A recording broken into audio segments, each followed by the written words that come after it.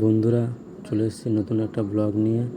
আজকে আমার ডডন তার মা বাড়ি থেকে ফিরবে, তাকেই বাস স্ট্যান্ড থেকে আনতে যাব। একদিন হয়ে গেছে তারা গেছে, তাই তাদেরকে আনতে যাব। বন্ধুরা, পুরো ভিডিওটা দেখবে, মন দিয়ে শুনবেন, লাইক করবেন, কমেন্ট করবেন। এটা হচ্ছে আমাদের বর্ধমানের তেলেপুকুর ব্রিজ।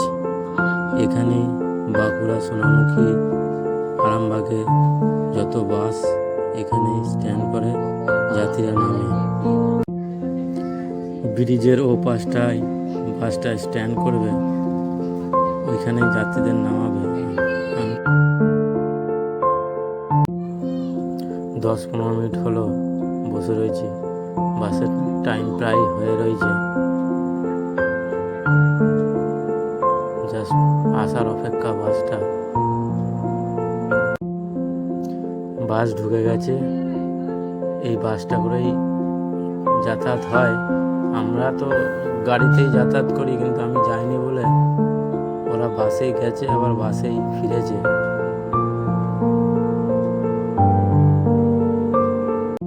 ওই দেখো, আমার ডডন নেমে গেছে। আর আমাকে দেখে খুব আনন্দে মেতে উঠেছে